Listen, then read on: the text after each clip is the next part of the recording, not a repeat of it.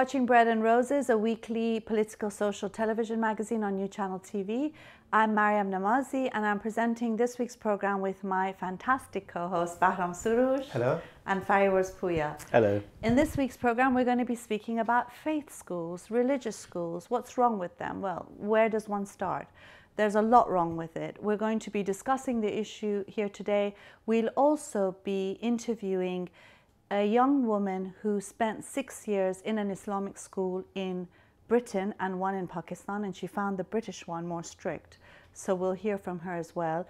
Before we get into our discussion though, let's listen to a short clip on the issue. Stay with us.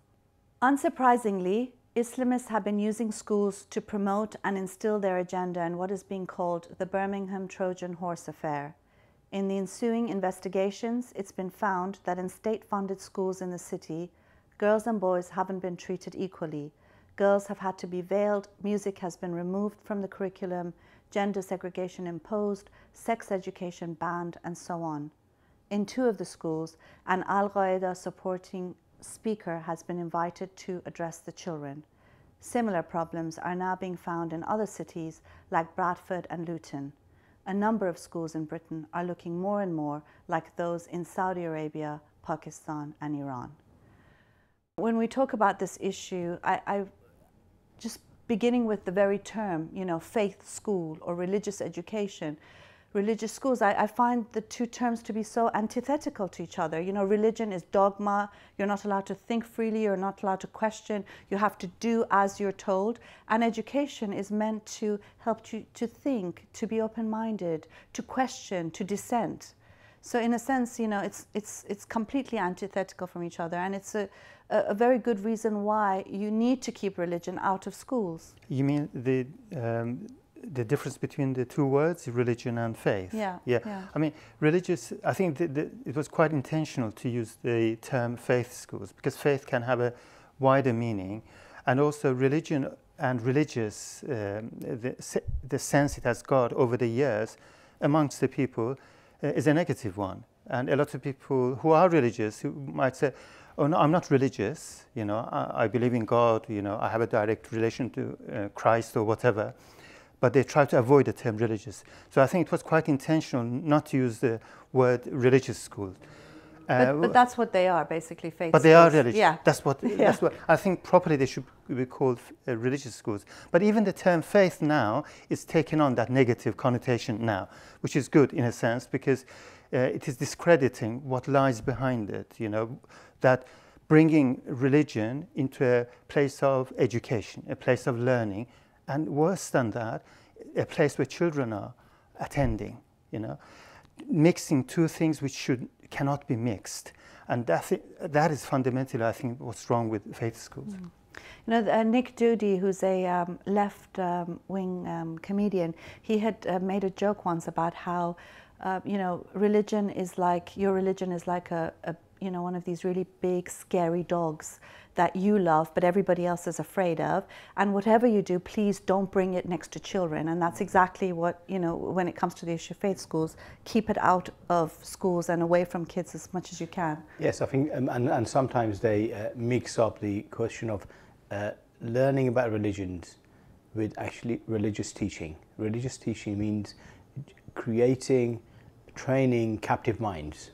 You learn to treat your work, your environment, your other people in a very close system and start discriminating. The religious education actually teaches children to discriminate and not to question things, and that's the worst thing could happen to any child, especially young ones. I think these are, this is the time they learn, and they need to have the opportunity to explore things, be critical, see things from different angles, and doubt about things, and that's the process of learning.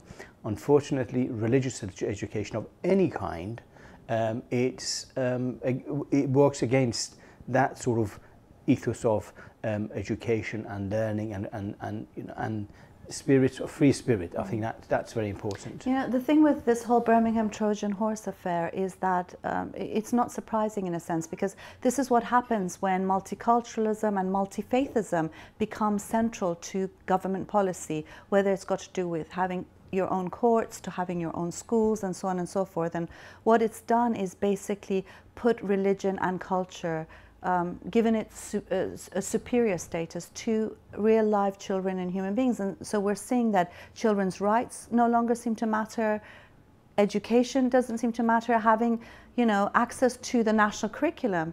A lot of these faith schools are not following the national curriculum.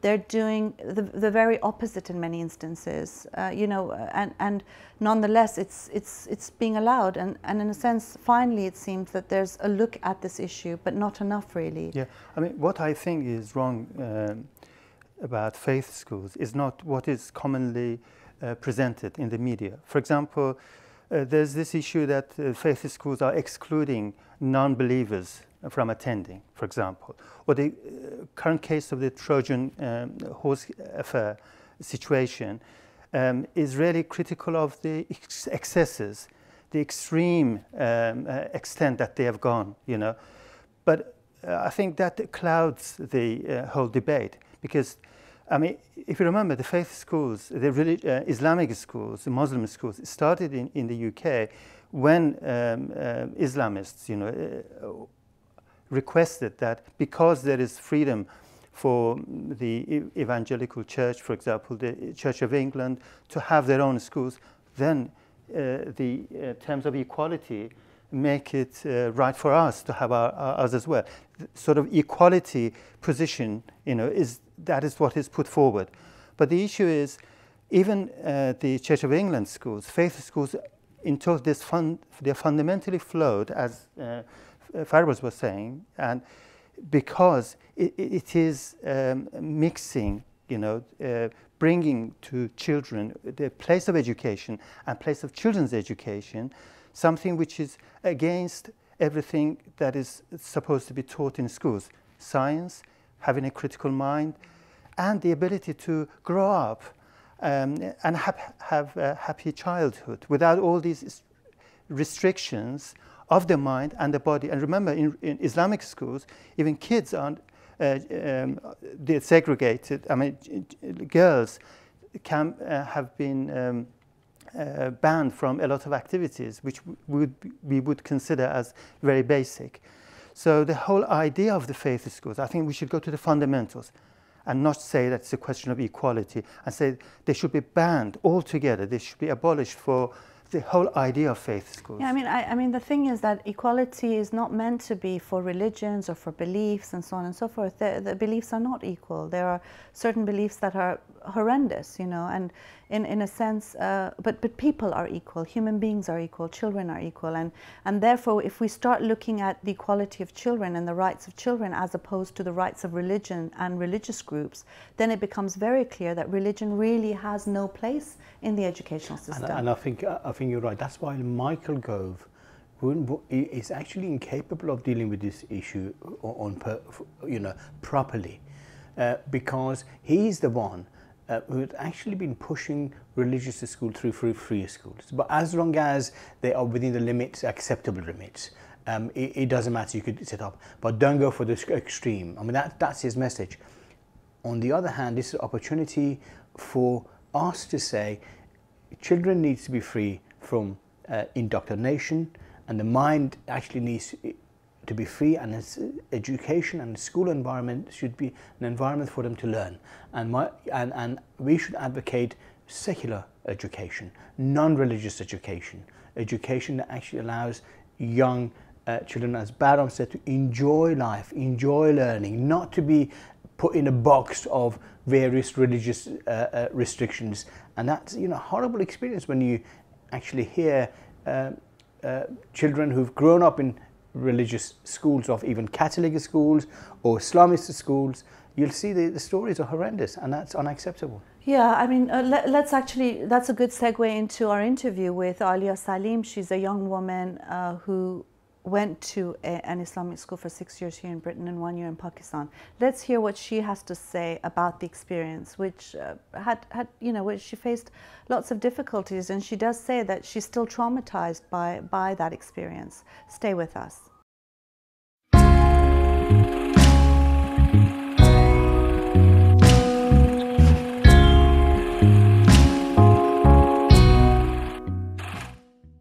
Aliyah Saleem, welcome to our program. Thank you.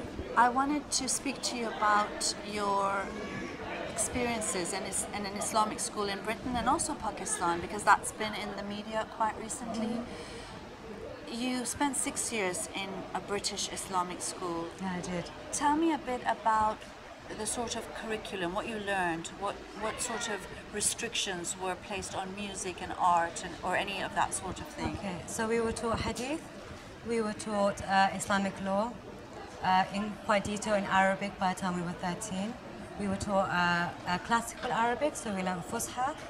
We were also taught Tajweed, Quranic studies, and Usul Hadith, sort of, really quite specialist things.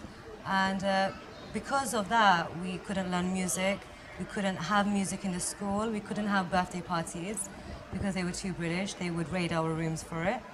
We also couldn't learn the history or drama. We never had art, so we didn't do painting at all. They didn't encourage it, they didn't ask us to do it. So most of our lessons were, I think 60% were Islamic studies. And only one type, I would say Hanafi, Wahhabi, and we didn't really get introduced to even other Islamic ideas. It was, you are this one strict way, and that's it. So, I mean, with so much Islamic studies there, was there time for other things that are linked to the national curriculum, like history, geography, No. Science? Because of all of those extra subjects, we couldn't cope. So they sort of messed around with our education, national curriculum-wise. On top of that, we could only learn the bare minimum. So we didn't have time for history, or for geography, or for drama, music, art. We didn't learn other languages, no French or German, or any of these other things. And you also mentioned there were quite a lot of restrictions on you. It was a girls' school, was Yes. it? What sort of restrictions did you face? Well, we couldn't go out, we couldn't have telephones, we weren't really allowed to we didn't have television, we never watched television. We couldn't go out on the weekends, or we couldn't go shopping or anything like this. We only went home once a month. So it sounds like you were prisoners there. Well, it did feel like a prison. I mean, I know a lot of girls tried to go out on the weekend, and those girls were expelled immediately, even if they decided to go down the shops.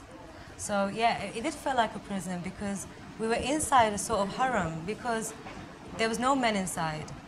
And I know now they have CCTV cameras everywhere in the school, apart from the girls' bedrooms. And the school doesn't allow a woman to be on camera without her hijab. So this means that wherever they go in the school, they must wear hijab, and also they can't wear jeans. They must wear only Asian clothes in case they become too Western. I mean, it just sounds like a completely different country. Like, you can't believe this is taking place in Britain. What's interesting for me is you had said that you went to school in Pakistan for a year after you finished your 6 years here, so from 11 to 17. After that, you went to Pakistan, and you found that it was less strict than it was in Britain. Explain that. How was that possible? I think it was less strict because they never forced you to be Islamic. Like in the Islamic school that I went to as a child, if you didn't pray, you were fined £2. Or if you didn't pray, you had to sit in the hall and read Quran for 2 hours. In this Islamic school in Pakistan, it was a matter of when you decide to pray, that's between you and Allah. And I felt, going from that rigid, repressive school to this school, I felt immensely better. Like, it was probably one of the nicest moments of my life, to be in a place where somebody wasn't forcing me to fast, or forcing me to pray, or forcing me to cover every part of my body. On the issue of faith schools, I mean, what do you think about Islamic schools and faith schools in general? Do you think you can have nice faith schools, or faith schools that can be less detrimental to children? Or do you think that education should be secular? No, I think education needs to be secular. But why is that? I mean, how would you defend that position? I think it needs to be secular because religion is something which is a personal choice.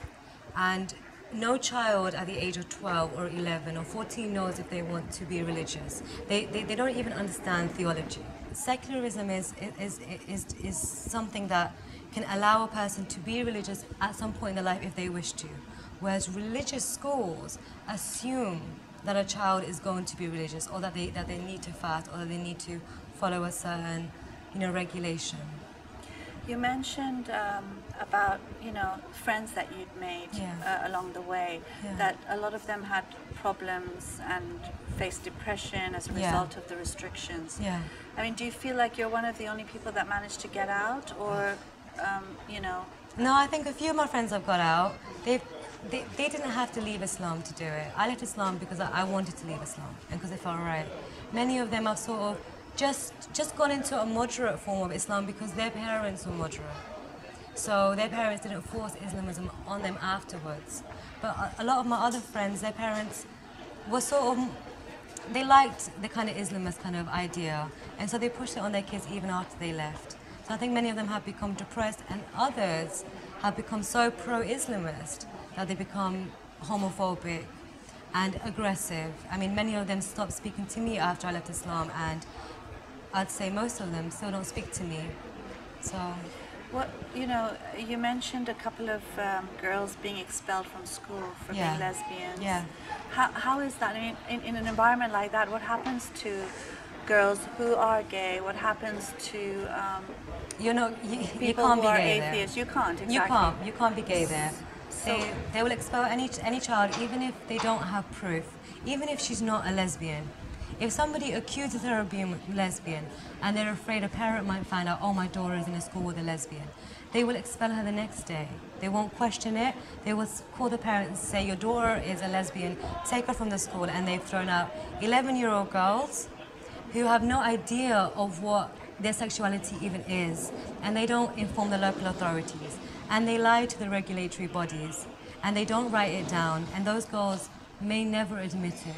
And we don't know what happens to them. So you know of 5 girls who were expelled? I know 5 girls. I've spoken to friends who know 2 more girls. I know that it's happened since I left. And I know many of those girls were pushed into marriages in order to sort of show that the claims were never true, or that was just something that happened when they were younger. You said you went back to your school after a while, because you were expelled yourself. I was expelled, yeah. Explain what happened there. They just really simply, they did a room check on me because we had regular room checks. I mean, just like this. They would go through our clothes, our underclothes, our everything, whenever they felt like it.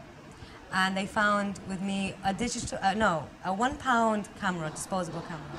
And they brought me in front of the entire school, and they expelled me publicly. For having a camera? For having a camera. Because I took a picture without my hijab on. That's why they expelled me, when I was 15. And then what did you do after you were expelled? Did you go to another school? Well, I was in a state of shock. And then my mom sent me to Pakistan because my sister was there. My sister at the time was very religious. So I went to school to Pakistan. I think it was sort of more as a treat. My mom felt really bad for me. She didn't think that it was necessary.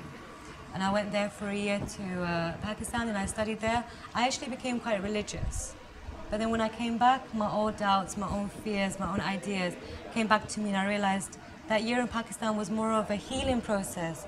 But what happened to me when I left the school, it traumatized me. Even till now, when I went back for a project a few months ago, I realized how traumatized I was by the school and how they don't look after us there. There are girls there there was one girl who almost died of anorexia last year, and the school said, oh, she is fasting too much. These people do not understand. In my school, they do not understand because they have never taken the time to actually join the forces of secular schools, join psychiatrists, join counselors in case it goes against their beliefs. And the girls are suffering there.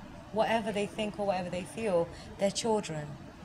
So, I mean, do you worry about the girls that are in your school now? Yeah, I do. I worry about them all the time, and I genuinely worry about them. Do you think what happened in Birmingham is just a one-off? It's just... No. I think what's happened is that Islamism has been spreading for a long time in this country. And because of claims of Islamophobia, and because Britain as a country is so tolerant, they have become so lazy and relaxed here that they can, and they know that they can do as they like. And I think they might be a little bit wary and they might be a bit more concerned now, but the idea and the ideology is very deep and ingrained here, and it's a big, big problem. Do you think that there's any place for faith schools at all? in a society? No, I wouldn't say so. I think secular schools are the most appropriate way to teach children. Religion is very personal and it's very powerful, and ideas of God and faith and fear and hell and heaven needs to stay at home in their own heart. It doesn't need to come to school with them. Okay, thank you.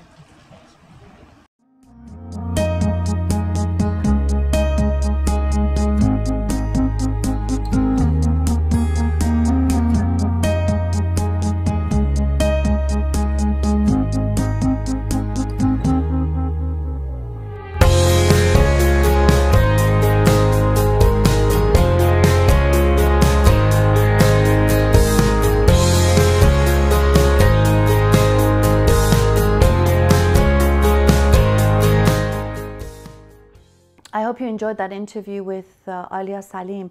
I think, you know, after the interview we were talking and she was saying, you know, she's an atheist now, and she was saying, you know, I thought, how is it possible that God doesn't even allow me to listen to music, which is like saying you're not allowed to love, because that's how wonderful music is. And in a sense, you're thinking about a whole generation of children, of our children, who are going into schools, in Islamic schools in this country, who are not allowed to listen to music, who are not allowed to draw, who are not allowed to swim, who are not allowed to dance, you know, who are, as she said in an interview, who are living in a prison really, which is called a school, you know, in that sense. And what struck me about her interview is that how similar her experience is to people living in Iran. You know, there it's compulsory, the law is, you know, it's an Islamic state. Nonetheless, you've got Islamic schools, you know, perpetrating the same nonsense and the same misogyny and hatred against everyone else as they are in Iran and Pakistan and Iraq. Here in the UK, we have strict child protection laws. And if you look at it properly, you can see that this is child abuse, because you are violating children's rights like all the other citizens and members of society to a happy and normal life.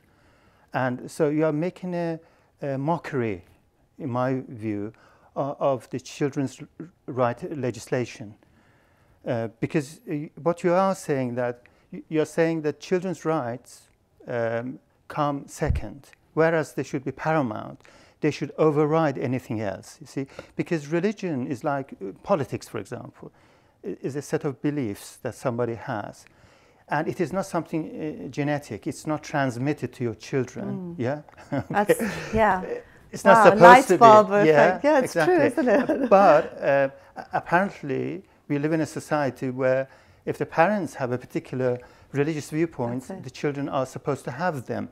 But the whole idea of child protection was that we limit the rights of the parents in deciding and imposing their own viewpoints and belief systems on children. Why? Because children should be protected as children, and their rights should override any other rights of somebody to believe in whatever religion they. It's not a question of, as you said, it's not a question of equality, because there are equal rights for anyone to believe whatever they like. But children's situation should be protected by child and when you look at laws. When you look at how they bend over backwards to just to apologize and to legitimize, you know, the sort of religious values over the rights of children. Ofsted issued recently revised its guidance on faith schools, and in it it says, for example, that a veil should be seen as a symbol of modesty and identity. Veil, child veiling, which is certainly a form of child abuse, that sex apartheid, gender apartheid,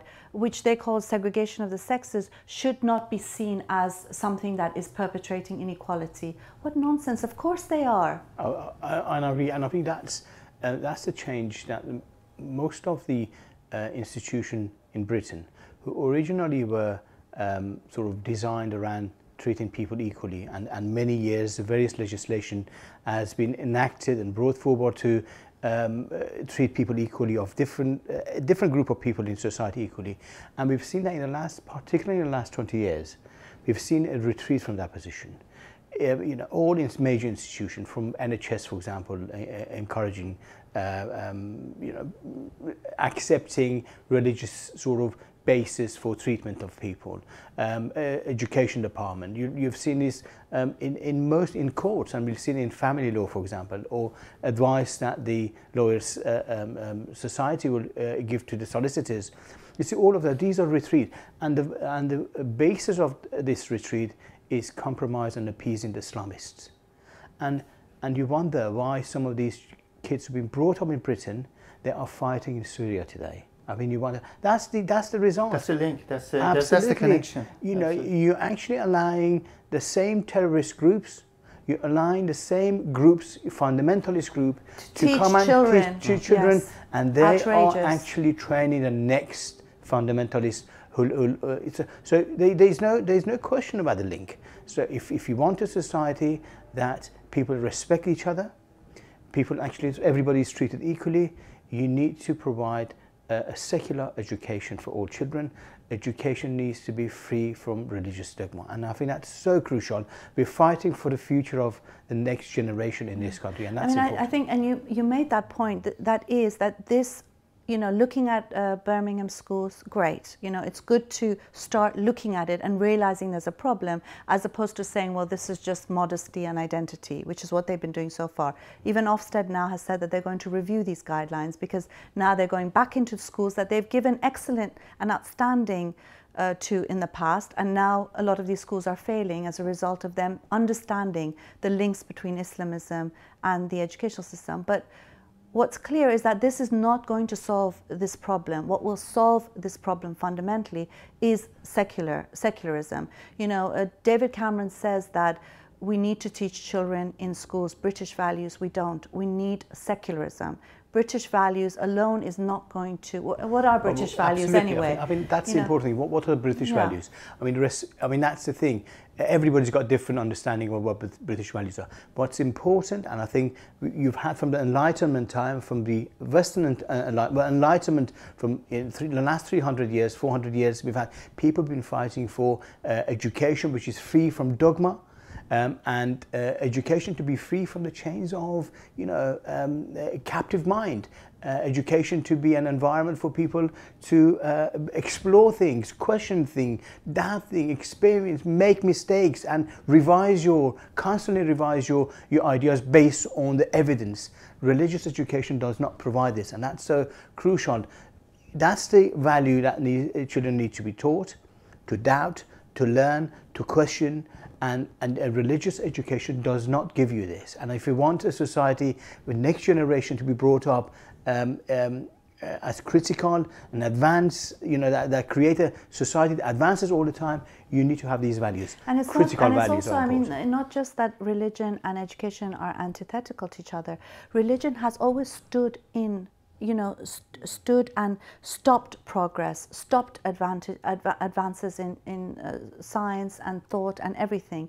And in a sense, to have that then in an educational system is so absurd. The absurdity is just, you know, it's incredible. And the fact that it's a respectable thing, that a lot of these faith schools are actually publicly funded. But my position is that private or public, it shouldn't be allowed, because our children should have priority. Yeah, it shouldn't be just limited to public.